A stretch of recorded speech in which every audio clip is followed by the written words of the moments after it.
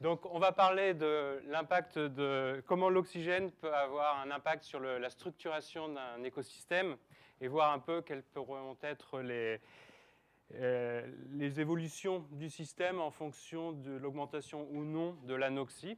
Alors, rapidement, quel est le plan de l'exposé? Une petite introduction pour parler un petit peu de l'oxygène dans l'océan. On va parler un petit peu du Pérou. Après, on va essayer de se poser la question pourquoi étudier l'oxygène. On va voir comment l'oxygène nous aide à mieux appréhender l'habitat des organismes. Et finalement, on va voir un peu, on va suivre quelques organismes et voir quels sont les gagnants et les perdants dans le contexte actuel de désoxygénation. Alors, tout d'abord, un premier graphique simple. Si on regarde une zone classique dans l'océan mondial, si on regarde la concentration en oxygène en fonction de la profondeur, on va avoir assez peu de différence dans la colonne d'eau. On va peut-être avoir un petit peu moins d'oxygène en profondeur, mais toute la colonne d'eau va être oxygénée. Et certaines zones du monde ont un profil de ce type au niveau d'oxygène. On a une couche superficielle qui est très bien oxygénée. Et ensuite, on a une diminution drastique de la concentration en oxygène en quelques mètres ou quelques dizaines de mètres, ce qu'on appelle l'oxycline. Et on a une zone anoxique avec très peu d'oxygène, qu'on appelle la zone de minimum d'oxygène, où il y a plusieurs définitions, mais on va prendre celle de moins de 20 micromoles par kilo. Et c'est ça qui va nous intéresser, enfin c'est le fonctionnement de ce système qui va nous intéresser. Alors où est-ce qu'on trouve des zones de minimum d'oxygène dans l'océan mondial? Bon, au Lagos, il y a beaucoup de gens qui travaillent sur ce thème, qui sont plus calés que moi en physique, chimie, biogéochimie. Néanmoins, on voit que les zones, vous avez en rouge l'extension des zones de minimum d'oxygène. Vous voyez qu'on en a sur les bords est des continents. On ne voit pas trop bien au niveau de l'Afrique, mais on en a au niveau du Chili-Pérou, on en a au niveau de la Californie, on en a aussi dans le nord de l'océan Indien. Et des études récentes montrent qu'au niveau mondial, les zones de minimum d'oxygène s'étendent. Actuellement, elles couvrent à environ 8% de l'océan mondial. Il y a un autre style d'anoxie qui sont ce qu'on appelle les zones mortes, qui sont des zones côtières où il y a une anoxie qui est liée à l'eutrophisation. Donc ça peut être lié à l'agriculture ou les usages humains. Donc ça concerne l'ensemble des côtes. Mais je vais assez peu parler de ça. Je vais rester à parler des zones de minimum d'oxygène. Donc, quelle est l'origine? Il y a une origine biologique. C'est-à-dire que toute matière organique, lorsqu'elle meurt, elle va être dégradée par les bactéries. Et les bactéries consomment de l'oxygène et produisent du CO2. Donc, il y a une consommation d'oxygène. Le CO2, avec l'eau, va se transformer en acide carbonique, ce qui fait qu'en plus, les zones de minimum d'oxygène, en plus d'être pauvres en oxygène, sont acides. Et il y a un autre phénomène qui est beaucoup plus physique, qui est une faible ventilation. Alors, ça peut être tout simplement parce que les zones où il y a des zones de minimum d'oxygène, la circulation horizontale fait que les masses d'eau peu oxygénées reviennent au même endroit et en fait on n'a pas un apport extérieur d'eau oxygénée. Donc l'apport qu'on pourrait avoir horizontal est assez faible. Et il y a aussi un apport qui peut être vertical avec les relations océan-atmosphère. Alors, classiquement, dans les océans, on a une couche de surface avec une température relativement élevée et une concentration en oxygène élevée grâce aux échanges océan-atmosphère. En profondeur, on a une température plus faible et une concentration en oxygène un peu plus faible. Et on a la thermocline, une barrière thermique qui empêche en partie les échanges entre la couche de surface et la couche plus profonde. Avec le changement climatique, on a une augmentation de la température de la couche superficielle. Donc une barrière entre couche superficielle et faible et profonde, qui est beaucoup plus épaisse, beaucoup plus importante, ce qui fait qu'il y a encore moins de transfert de l'oxygène superficiel vers le bas. Et en plus, une température élevée fait que la dissolution de l'oxygène est moins importante. Donc globalement, le changement climatique doit diminuer la concentration en oxygène et favoriser l'expansion des zones de minimum d'oxygène. Ça, c'est une image acoustique, donc c'est un échogramme. Le bateau avance ainsi, ça c'est la profondeur. Et là, vous avez des petits points qui correspondent ici à de l'anchois et sinon du plancton. Et le trait vert que j'ai indiqué correspond à la frontière entre la couche superficielle oxygénée et la zone de minimum d'oxygène. Et la zone de minimum d'oxygène, en plus de contenir beaucoup de CO2, a pas mal de protoxyde d'azote, ce qui est une bonne nouvelle, on va bien rigoler, puisque c'est le gaz hilarant. Donc l'expansion des zones de minimum d'oxygène peut être favorable pour bien se marrer.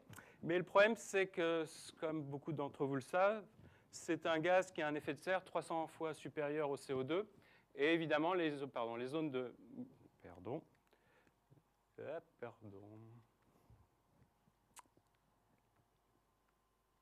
Les zones de minimum d'oxygène relarguent ces gaz vers l'atmosphère, ce qui augmente le changement climatique. Donc ça, ce n'est pas le Pérou, mais le Pérou, on va en parler un peu plus maintenant, a pas mal de particularités. Déjà, c'est au niveau océanique, c'est la zone mondiale, c'est l'océan mondial, la zone de l'océan mondial qui est soumise à la plus forte variabilité climatique mondiale. Là, vous avez la variabilité de température de surface de la mer sur une période de plus de 100 ans, et on voit bien que le Pérou est directement impacté par la variabilité équatoriale. Donc c'est un endroit extrêmement dynamique. Vous connaissez tous les phénomènes El Niño. C'est aussi une zone qui a une zone de minimum d'oxygène extrêmement intense et extrêmement superficielle. C'est la zone la plus productive au monde en termes de poissons, avec surtout l'anchois, qui représente certaines années 10% des captures mondiales. Donc évidemment, les ressources marines au Pérou ont un rôle écologique très important, mais économique et social aussi. Pour vous donner quelques ordres de grandeur, au Pérou, depuis 10 ans, il se pêche en moyenne 6 millions de tonnes d'anchois, ce qui correspond à 10 fois plus que toutes les pêcheries françaises, toutes les mers et toutes espèces confondues. Et sur cette photo, vous voyez une pêche à l'anchois dans une zone. Alors cette zone, elle faisait juste 2 nautiques de diamètre. Il y avait une centaine de bateaux. Et là, en quelques heures, ils ont pêché autant que tous les débarquements de Sète dans une année. Sète étant le plus grand port français de Méditerranée. Donc on est sur des ordres de grandeur totalement différents avec ce qu'on peut imaginer. En 5 jours au Pérou, on peut pêcher autant que toutes les flottes françaises dans l'année. Alors bon, la richesse de ces eaux est essentiellement liée à l'upwelling, aux remontées d'eau profondes riches en nutriments. Bon, vous savez, j'imagine qu'il y a un certain nombre de zones d'upwelling dans le monde, Californie, Canaries, Benguela et Humboldt. Et c'est cette partie-là qui nous intéresse aujourd'hui. Alors, schématiquement, c'est une vision schématique du fonctionnement de l'écosystème. On a donc une zone de minimum d'oxygène, on a une remontée des eaux profondes qui font remonter les nutriments. Avec le soleil, ça permet la photosynthèse, le développement de zooplancton et des poissons pélagiques, et non pélagiques d'ailleurs. Alors là, on est dans la journée. Et dans la journée, une partie des organismes sont capables de se réfugier dans la zone de minimum d'oxygène. Il s'agit en particulier des euphausiacées, le krill, ou de poissons mésopélagiques. Et ils profitent de la zone de minimum d'oxygène pour se cacher, entre guillemets, des prédateurs superficiels. Ils se mettent en léthargie, ils diminuent leur métabolisme et ils arrivent à rester comme ça un certain nombre d'heures. Et le soir, ils ont une dette d'oxygène et ils remontent en surface où tous les organismes sont concentrés dans la couche oxygénée. Et donc, ce qu'on fait avec les collègues de l'Institut de la mer du Pérou, enfin ce qu'ils font depuis une cinquantaine d'années, c'est un suivi assez exemplaire et assez exhaustif des différentes conditions biotiques et abiotiques à l'aide de campagnes à la mer très très régulières. Alors, donc on a cette énorme manne d'anchois, entre 5 et 20 millions de tonnes selon les années et les moments. Et il y a donc un certain nombre de prédateurs essentiels. Les prédateurs actuels les plus importants, ce sont les pêcheurs, qui capturent environ 6 millions de tonnes. Mais il y a aussi 4 millions d'oiseaux marins et pas loin de 100 000 lions de mer. Mais on voit bien que les captures de par la pêche, c'est de l'ordre de 6 millions de tonnes, et les oiseaux, c'est de l'ordre de 0,5 millions de tonnes. Bon, il y a quelques doutes pour l'instant au niveau des mammifères, mais on voit bien qu'on est à un ordre de grandeur de différence. Alors, maintenant, pourquoi étudier l'oxygène? Bon, on a vu quelques informations auparavant, mais il y a un point qui est vraiment important et qu'on oublie souvent, c'est que pour un poisson, obtenir de l'oxygène, c'est presque aussi difficile qu'obtenir de la nourriture. Si vous prenez un anchois ou un thon et que vous l'empêchez de nager, il va mourir parce qu'il a besoin de nager pour que l'eau passe dans ses branchies et ainsi pouvoir extraire les molécules d'oxygène. Et lorsqu'on est dans des zones relativement pauvres en oxygène, le coût énergétique pour obtenir cet oxygène peut être extrêmement important. Et par exemple, chasser une proie peut être impossible physiologiquement s'il n'y a pas assez d'oxygène. Donc c'est vraiment un paramètre qui a été relativement peu considéré durant les 100 dernières années et qui est de plus en plus considéré comme important. Alors je vous remonte l'image que je vous avais montrée auparavant. Donc là, on a un banc d'anchois qui est dans une espèce d'onde interne. Donc ça mesure, cette onde mesure 200 mètres de large à peu près. Mais surtout, ce que vous voyez, c'est que la zone de minimum d'oxygène commence à 10 mètres, ou moins de 10 mètres. C'est-à-dire que les poissons n'ont que quelques mètres pour vivre. Alors certains arrivent à s'en sortir, d'autres beaucoup moins. Il y a un autre point, c'est comme je vous l'ai dit auparavant, il y a certains organismes comme les euphausiacées qui arrivent à se concentrer dans la zone de minimum d'oxygène durant la journée. Là, on voit une belle couche d'euphausiacées. Et là, on a le profil d'oxygène. Et on voit qu'à partir de 30 mètres, il n'y a plus d'oxygène, ou qu'en tout cas, les sondes utilisées ne permettent pas de mesurer. Donc, on voit vraiment que ça structure énormément l'écosystème d'un point de vue vertical. Donc, l'oxygène impacte les organismes, mais les organismes impactent aussi l'oxygène à travers la dégradation de la matière organique, comme je l'ai dit avant, mais également, on va voir, par la respiration. Alors, rapidement, on avait fait une petite expérimentation. On a utilisé un bateau océanographique et on a tourné en carré pendant 28 heures, avec un carré de 2000 nautiques de côté. Et là, vous avez la biomasse en zooplancton.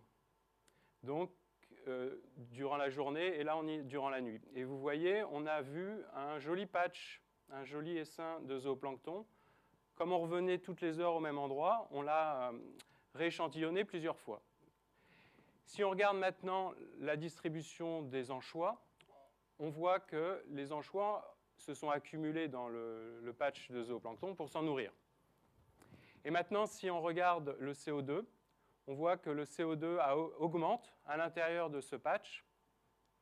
Et là où il y a une concentration d'anchois, probablement due à la respiration. Donc les organismes aussi ont un impact sur la chimie de l'eau. Donc tout ça nous amène à penser que c'est vraiment important d'étudier ce paramètre. Alors, on va essayer de voir comment on peut étudier ce paramètre et aussi aller au-delà pour un écologiste comme je suis, essayer d'utiliser l'oxygène pour mieux comprendre l'habitat des poissons. Alors là, vous avez un schéma avec la zone superficielle oxygénée et la zone de minimum d'oxygène. Mais la frontière entre les deux, l'oxycline, elle n'est pas lisse. Il y a des processus physiques, des ondes internes, des tourbillons et autres, qui font qu'il y a énormément de variabilité à haute fréquence. Là, vous avez une image acoustique. Et le problème, c'est que les méthodes classiques consistent en utiliser un bateau. On arrête le bateau, on met une sonde d'oxygène, ça prend à peu près 1 heure selon la profondeur. On fait 20 000 nautiques et on refait la même chose. Et du coup, on a juste 2 points pour estimer, par exemple, la profondeur de l'oxycline. Et donc, qu'est-ce qu'on fait? On interpole. On n'a pas beaucoup d'autres choix. Et le problème pour l'écologiste, c'est qu'après, dans ces données, là, il y a de l'oxygène et là, il n'y a pas d'oxygène. Et on se retrouve avec des poissons en apnée, artificiellement. Alors, bon, forcément, ça pose des problèmes après dans les analyses. Alors, ce qu'on a essayé de faire, c'est voir s'il n'y avait pas un moyen d'utiliser la distribution des organismes pour nous indiquer la profondeur de l'oxycline. On voyait ça sur nos échogrammes, sur nos données acoustiques. Et on voyait bien qu'il y avait une couche superficielle extrêmement riche en organismes, et puis après une espèce de désert. Et donc, on a testé l'hypothèse selon laquelle la distribution verticale des organismes dans la couche superficielle nous indiquait la profondeur de l'oxycline. Je ne vais pas rentrer dans les détails, mais on a réussi à montrer que ça fonctionnait bien. Et l'avantage de cette méthode, ça ne nous donne pas des concentrations précises, mais ça nous donne la profondeur de l'oxycline, et cela chaque seconde le long du trajet du navire. Et ça nous permet d'avoir une estimation de la profondeur de la partie supérieure de la zone de minimum d'oxygène et une résolution bien plus élevée à ce qu'on avait avant. Ça, c'est la côte du Pérou, une campagne classique, et là, c'est l'estimation de cette profondeur avec les données classiques. Alors, vous voyez, il n'y a pas beaucoup de points, et avec acoustique, on a une image beaucoup plus fine. Donc, ça va nous permettre de rentrer dans les détails de l'habitat des poissons. Alors, si on prend l'anchois, qui est une espèce très importante, on sait que l'habitat horizontal est délimité par certaines masses d'eau, notamment les masses d'eau, les eaux côtières froides qui correspondent justement à ces eaux d'upwelling, et les eaux de mélange entre ces eaux côtières froides et les eaux océaniques. Donc horizontalement, on avait déjà une bonne information sur l'habitat, mais il nous manquait la profondeur de cet habitat, et maintenant on l'a grâce à ces données acoustiques. Donc tout ça, ça nous permet d'avoir une image d'un volume d'habitat. Donc là, je vais vous demander de mettre les lunettes qu'on vous a distribuées à l'entrée. Donc ça nous permet effectivement d'avoir une image relativement fine et relativement globale de l'habitat. Ça, c'est une campagne à la mer donnée, mais on est en train de refaire une relecture de toutes les données acoustiques historiques afin d'avoir une série depuis 2002. Et donc, on a ce genre de volume pour une vingtaine ou une trentaine de campagnes à la mer déjà. Et c'est une image relativement précise. Alors, dans ce volume-là, on a superposé la distribution de l'anchois. Et on peut évidemment rentrer dans les détails. Là, vous avez un transect donné et on peut suivre la profondeur de l'oxycline, la distribution des organismes à tout endroit de ce volume. On peut faire des zooms et rentrer dans des processus de très fine échelle, des ondes internes et autres. Et par exemple, là, si vous voyez face à Callao, on voit que l'oxycline était plus superficielle, puis on voit que le volume d'habitat a été poussé vers le large, et les anchois aussi. Et si on compare ça avec des données satellitales du même jour, on voit, ça c'est de la donnée de chlorophylle, on voit qu'il y a eu un jet, qu'il y a eu une plume vers le large avec des forts courants géostrophiques. Et avant, on avait cette vision en 2 dimensions, et on peut mieux comprendre les processus en 3D en couplant les données satellitales avec les données acoustiques. Donc, on a maintenant la possibilité d'avoir des informations relativement bonnes sur la physique, sur la chimie, avec des données satellitales, avec des données qu'on peut obtenir par ailleurs. On a des informations assez précises sur les ressources avec les données acoustiques, et que ce soit les ressources exploitées, mais les compétiteurs, comme cette Galatée dont on va reparler un peu plus tard. On a des informations aussi sur les prédateurs, que ce soit les prédateurs naturels qu'on étudie, notamment en posant des GPS sur des oiseaux ou des lions de mer, et les prédateurs humains, qui sont les pêcheurs, puisqu'ils sont suivis par un système satelllital de Vessel Monitoring System, dont on a quelques représentants dans la salle. C'est CLS qui fait ça. Et qui nous permet d'avoir un suivi en continu extrêmement précis de l'effort de pêche et donc de la distribution des prédateurs au-dessus de ce volume. Mais jusqu'à il y a quelques années, il nous manquait des informations sur un paramètre important qui était les proies des anchois. Donc pourquoi il nous manquait cette information? Parce que pendant longtemps, on s'est trompé sur l'alimentation des anchois. Ça peut paraître un peu étonnant, mais c'est comme ça. Longtemps, on a pensé que les anchois mangeaient directement du phytoplancton. Donc on avait une chaîne trophique courte, donc un transfert énergétique extrêmement efficace qui expliquait la productivité exemplaire au Pérou. Mais maintenant, avec des nouvelles études, on sait qu'en fait l'anchois ne se nourrit pas de phytoplancton, mais de zooplancton et de gros zooplancton, en particulier ces euphausiacées, le krill. Donc la chaîne est beaucoup plus longue. Mais le problème de ce macro-zooplancton, de ce gros zooplancton, c'est qu'il est très difficile à observer avec des méthodes classiques. Quand je parle de méthodes classiques, je parle de filets à plancton, parce qu'il échappe, tout simplement, parce que souvent les filets à plancton sont relativement petits, et ce sont des gros organismes qui arrivent à échapper au filet. Et donc, ce qu'on a fait, c'est utiliser une méthode acoustique, encore une fois, pour extraire de l'information sur ce macrozooplancton. Donc, à partir de 2 fréquences, un étudiant péruvien a développé un algorithme permettant de séparer différents champs, les poissons, le macrozooplancton, les organismes gélatineux et les galatées, dont je reparlerai un peu plus tard. Donc, avec ça, on a une bonne information sur les ressources, les proies, les compétiteurs et d'autres organismes. Et en même temps, comme je l'ai dit avant, chaque seconde, on a aussi l'information sur la profondeur de la zone de minimum d'oxygène. Donc ça nous permet d'avoir une vision relativement exhaustive de l'habitat.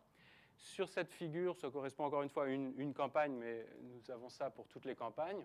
Vous avez la profondeur, là, de la zone de minimum d'oxygène. Donc c'est au-dessus de cette profondeur que l'habitat est oxygéné.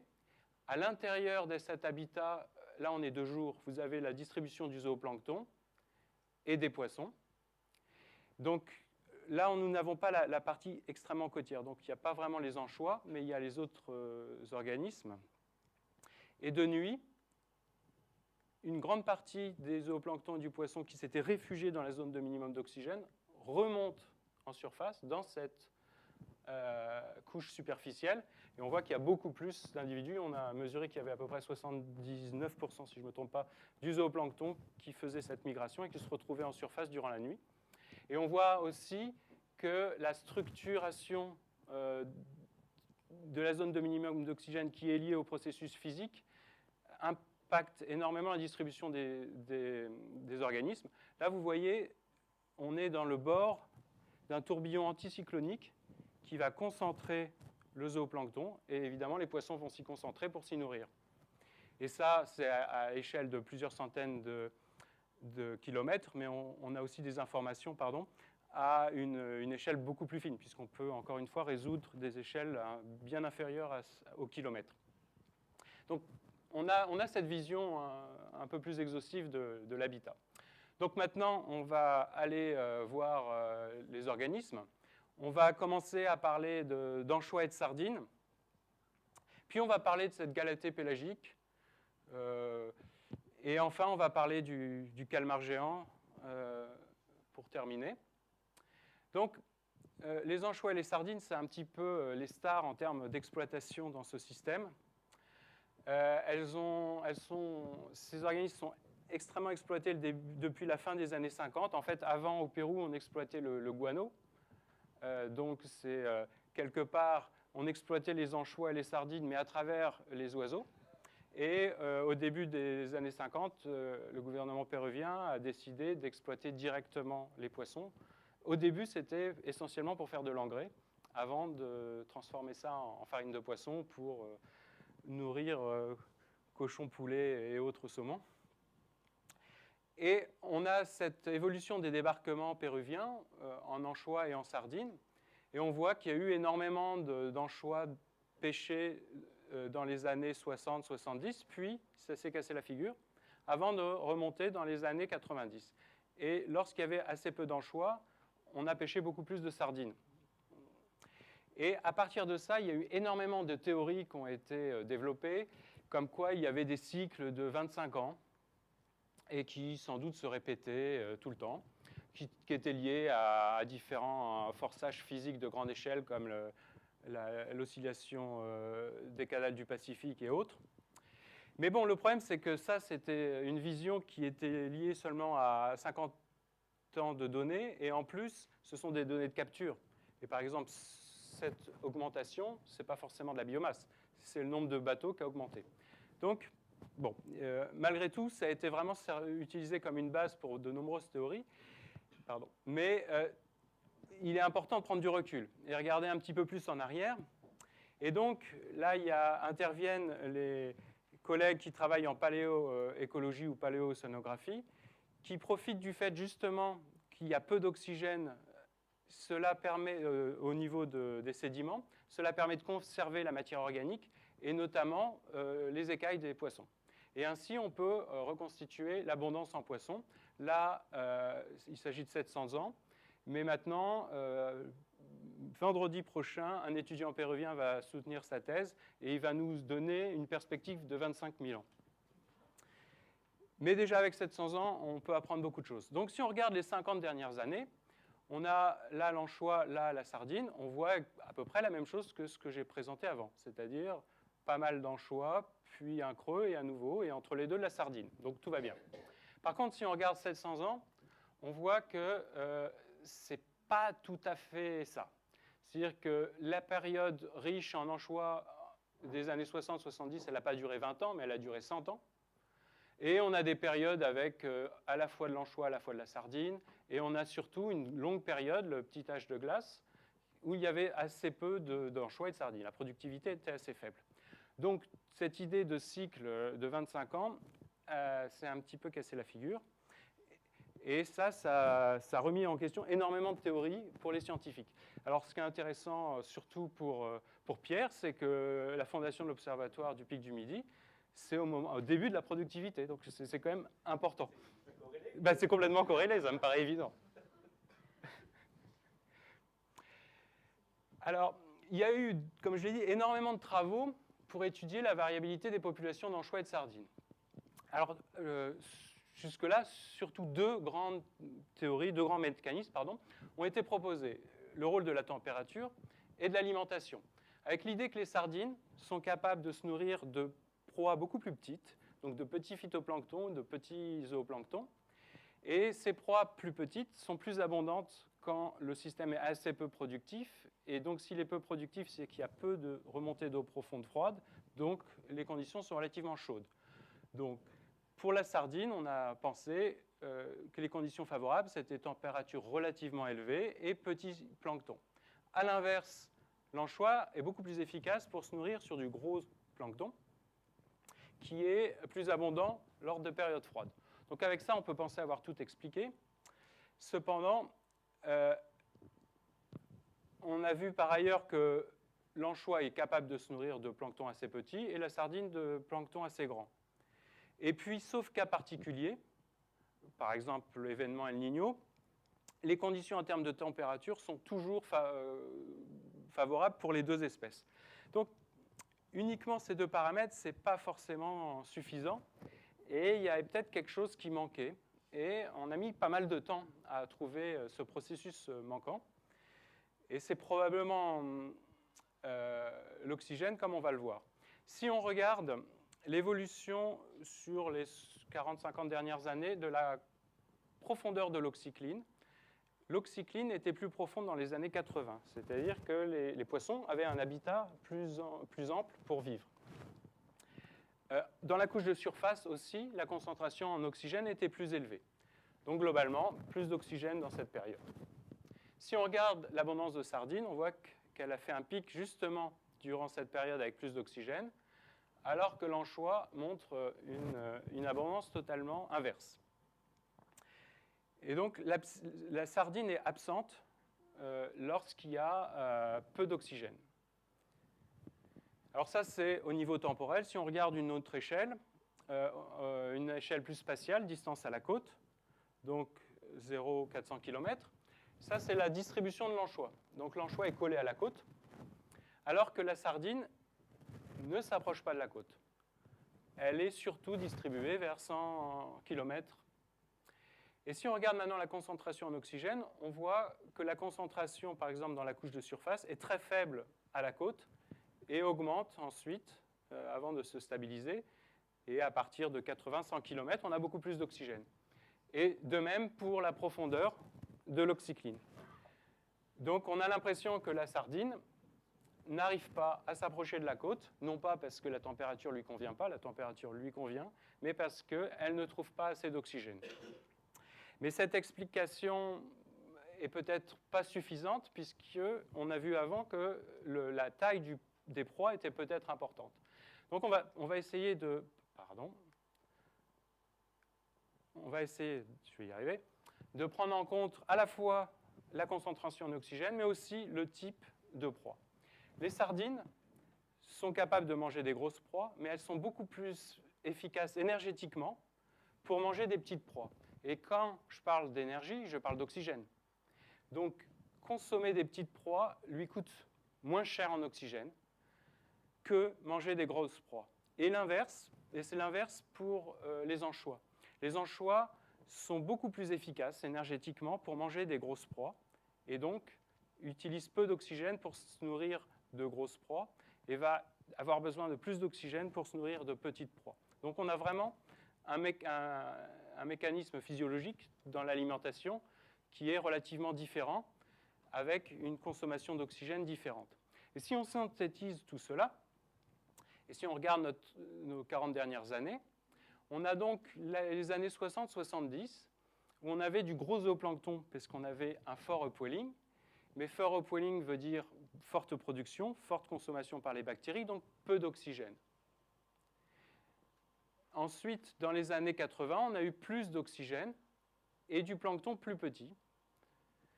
Et à nouveau, depuis les années de 90-2000, on est revenu à un système qui était celui qu'on avait depuis les années 1900 environ. Si on regarde l'habitat des anchois en bleu et des sardines en orange, on voit que lors des périodes favorables à l'anchois, l'habitat des anchois est grand et s'étend vers le large, alors que lorsque les périodes sont plus favorables à la sardine, l'habitat des sardines se rapproche de la côte, ce qui permet aux sardines, par exemple lorsqu'elles pondent, de profiter des mécanismes des rétentions côtières avec les remolinos, les tourbillons côtiers, qui permet aux œufs de rester dans la zone riche et ça permet un meilleur recrutement. Et en plus, comme je le disais, lors de ces périodes-là, le coût énergétique pour se nourrir est faible pour les anchois puisqu'il y a du gros zooplancton, mais élevé pour les sardines, et inversement dans cette période-là. Donc peut-être qu'en rajoutant un paramètre, l'oxygène, on comprend mieux les dynamiques des poissons, surtout dans des systèmes comme ceux-là où l'oxygène est limitant. Donc quand l'océan manque d'oxygène, certains organismes comme la sardine, mais aussi d'autres organismes comme le chinchard, sont totalement exclus du système. Et seuls certains organismes comme l'anchois, qui sont vraiment capables de vivre dans une zone très limitée, arrivent à rester. Et puis, ils sont vraiment les rois de l'écosystème, puisqu'ils n'ont quasiment pas de compétiteurs, ni de prédateurs. Pratiquement pas. On va voir un autre exemple. On va parler de la Galatée Pleuroncodes monodon. Donc, ça ressemble à une sorte de langoustine un peu. Alors, c'est assez intéressant, cet organisme est intéressant parce que, classiquement, il habite au Chili. Il est benthique, donc il vit sur le fond. Et c'est des organismes assez grands, 8, 9, 10 cm, qui vit assez longtemps et qui a une biomasse pas tellement importante, 250 000 tonnes. Donc il vit surtout sur la côte chilienne, mais surtout dans cette zone-là. Et à la fin des années 90, il y a eu une explosion au Pérou de la biomasse en cette Galatée, mais alors avec un comportement et une physiologie très différente. Au lieu de vivre au fond, la Galatée est devenue pélagique. Au lieu d'avoir des individus assez grands, c'est des individus tout petits qui se reproduisent très vite et qui ont un cycle de vie extrêmement court. Et ce coup-ci, on a des millions de tonnes. Donc c'est pour ça que c'est assez intéressant d'étudier cet organisme, parce qu'on parle vraiment de millions de tonnes, et actuellement, les écologistes des pêches, on essaye d'avoir une approche écosystémique, c'est-à-dire ne pas seulement regarder les espèces exploitées, mais aussi les autres. Donc c'est quand même important de regarder ce genre d'espèces. Alors, si on regarde, qu'est-ce qui s'est passé? Pourquoi la Galatée est arrivée au Pérou? Si on regarde la température de la surface de la mer au niveau mondial, on a une augmentation sur le dernier siècle. Mais si on regarde juste devant le Pérou, là vous avez 1950-2010, on a plutôt une diminution de la température, surtout la partie centre-sud.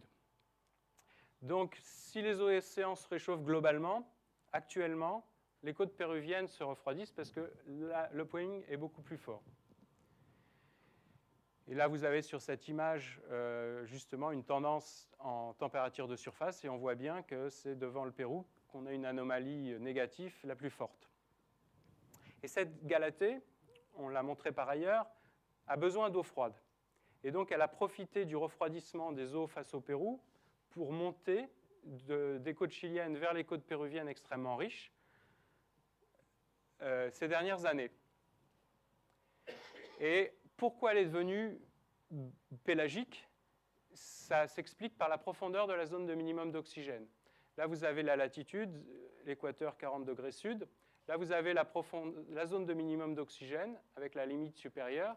Et vous voyez qu'au Pérou, on est à quelques mètres ou quelques dizaines de mètres de profondeur. Et ça veut dire que la Galatée ne peut pas arriver aux sédiments.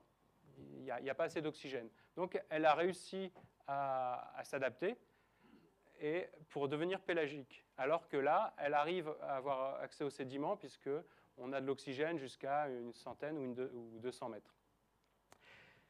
Donc, on a un excellent exemple de plasticité phénotypique. Ça a tellement étonné certains collègues qu'il y a eu des études génétiques pour vraiment être sûr qu'il s'agissait bien de la même espèce. On a vraiment une plasticité assez phénoménale. Donc, dans ce cas-là, elle a réussi, la Galatée, qui supporte des concentrations relativement faibles, a profité du refroidissement et a suivi les masses d'eau froide pour arriver jusqu'au nord.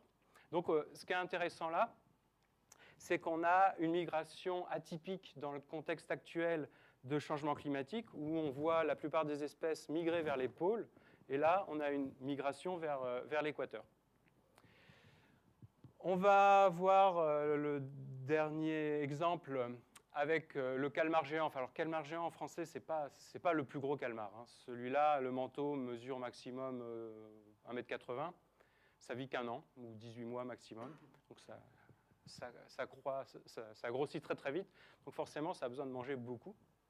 Alors, avant de passer à ce calmar, on va revenir en arrière. Et ce que disait Jules Verne dans 20 milieux sous les mers. Bon, je vous laisse lire.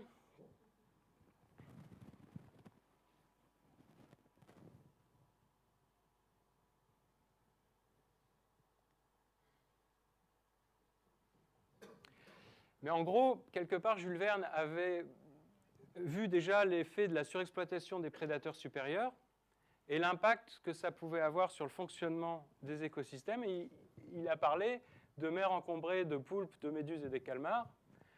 Et on va voir qu'il ne s'était pas vraiment trompé.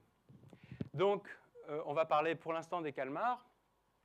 Alors, ce calmar géant a la capacité, comme d'autres organismes que j'ai présentés avant, de passer plusieurs heures dans la zone de minimum d'oxygène.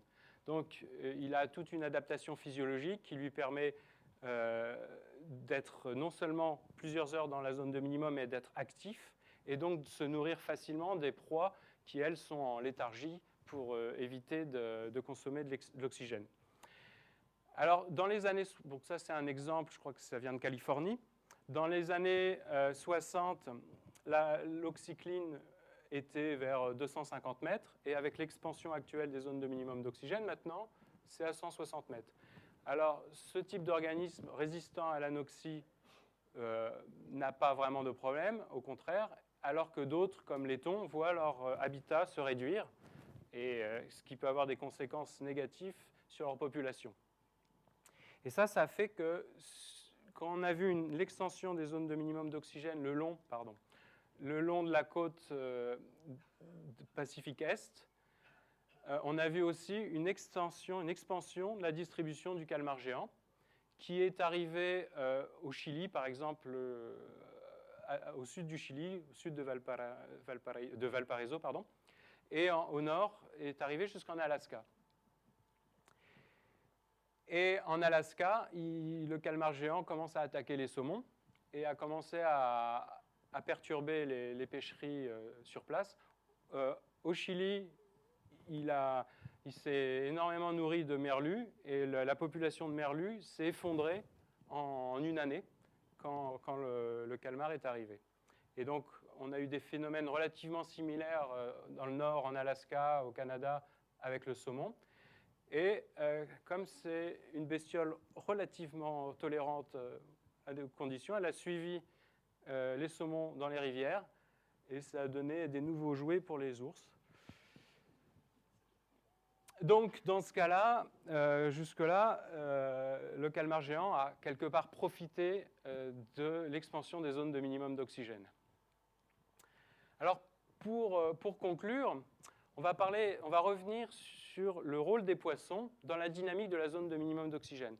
Au début, j'ai parlé de la respiration qui faisait un petit pic de CO2 lorsqu'on avait une très forte concentration d'organismes. Et j'ai parlé aussi de la dégradation de la matière organique par les bactéries. Alors, dans un écosystème classique, on a des poissons qui se nourrissent de plancton. Et finalement, la matière organique qui tombe est importante, mais relativement faible, puisque beaucoup de la matière organique est consommée par les poissons. Et quand un poisson meurt, il va tomber directement au fond. Il ne va pas avoir le temps d'entrer dans le cycle bactérien. Donc, on a une forte productivité. D'accord, on a beaucoup de bactéries qui vont aider à la formation de la zone de minimum d'oxygène, mais jusque-là, tout va bien. Si on effectue une surpêche et qu'on élimine ou presque les poissons, on va avoir beaucoup plus de plancton, puisqu'ils vont avoir moins de prédateurs. Donc plus de plancton veut dire plus de matière organique, et plus de matière organique, plus de bactéries, et ça peut faire augmenter l'anoxie. Donc finalement, parmi les arguments importants pour éviter de surexploiter les ressources, il y a aussi les cycles biogéochimiques qui pourraient être affectés par la pêche. Et donc, si c'est le cas, on pourrait avoir les zones de minimum d'oxygène qui iraient quasiment jusqu'en surface. Bon, c'est arrivé en Namibie. Et là, même ceux qui jusque-là étaient les gagnants, tout le monde sera perdant. Et pour revenir à Jules Verne, donc je n'ai pas le temps aujourd'hui, mais en plus, ce type d'écosystème favorise le développement des méduses. Donc finalement, il avait a priori pas tort. Et pour ceux qui connaissent le Pérou, si ça continue, on aura peut-être dans les cevicherias des nouveaux menus avec un ceviche des méduses, des salades de méduses, etc. Donc j'espère qu'on n'en arrivera pas là, mais bon appétit quand même. Et je voudrais, maintenant que j'ai terminé, remercier énormément de gens. Je n'ai pas la possibilité de faire la liste de tous ceux qui ont participé de loin ou de près à ce type d'études, mais il y a énormément de collègues de l'Institut de la mer du Pérou, l'IRD et d'autres instituts français. Et je voudrais remercier l'OMP pour son invitation et votre présence. Merci.